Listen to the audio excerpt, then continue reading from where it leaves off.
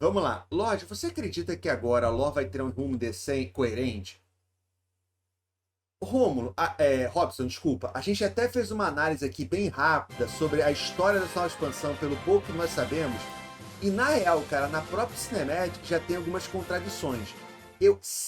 Infelizmente, sendo bem sincero, eu acho que não. Por quê? É...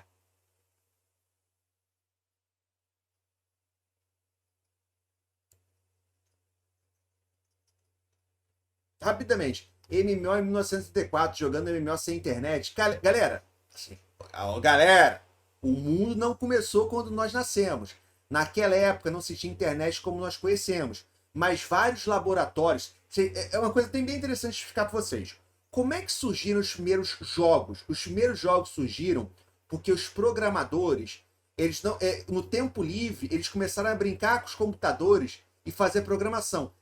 Galera, teve uma época que o computador ele só recebia dois comandos binários, sim e não, sabe? E tinha uma época que o computador não tinha o teclado que nós temos hoje. Sabe como é que os caras programavam no computador? Você tinha duas alavancas. Que uma, se você colocava uma para cima, era assim. Se você colocava a outra, era não. Então o cara ia programando assim na mão. Ó, primeiro comando é sim, é 00 ou é 01. Agora é 10. O cara ia programando assim. Ele levantava a alavanca, era um comando. Aí mudava. Era bizarro. E antigamente, você não tinha internet que você se conecta com o mundo inteiro, mas existiam muitas intranets, tá? Hoje em dia até mudou de nome. Antigamente se chamava de intranet. Intranet, basicamente, é uma internet interna. É uma internet de empresa, é uma internet de laboratório. Então, o que acontecia? Era muito comum os laboratórios de tecnologia, que nem era informática naquela época, você tinha uma intranet interna nos laboratórios. As empresas, as universidades tinham intranets, tá?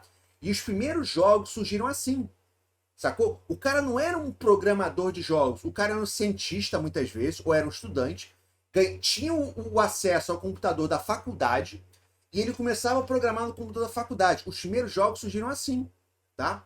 Não tinha uma indústria na época. O cara programava, fazia o jogo e jogava com os amigos dele ali naquela rede. Então, o primeiro MMO, os primeiros MMOs, não era jogado na internet, era jogado ali com 10, 20 pessoas do laboratório que se uniam ali e passavam o final de semana jogando, sacou? Era assim, tá? Mas voltando ao que eu tava falando, cara, são duas coisas relacionadas à história. Bem interessante para explicar um pouco a história dos jogos, esse tipo de coisa, né?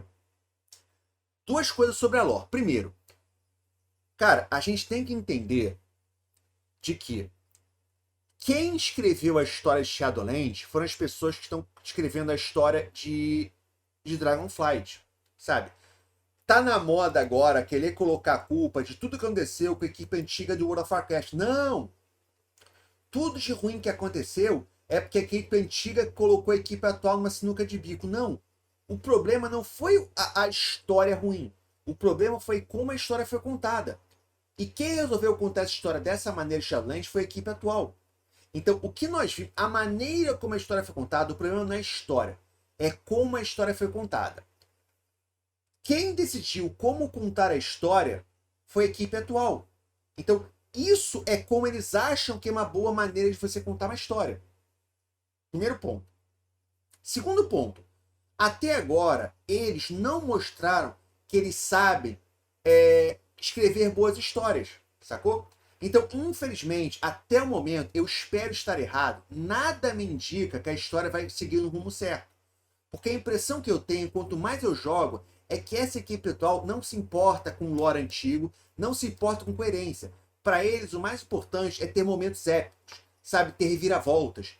Que eles preferem criar um momento que na cabeça deles vai ser um momento emblemático, que vai ser um momento super épico, que sei lá, as Sylvanas, que o carcereiro vai dar um soco e destruir Azeroth, que a Sylvanas vai quebrar o elmo, sabe? Do que ter uma história coerente. Eles acham que o mais importante é o quê? É o momento, sabe? É ter esse momento de reviravolta. É tipo a cinemática que a gente assistiu agora há pouco, que tem aquele momento que o cara tá caindo, ó. Cara, alguém achava que o cara ia morrer realmente?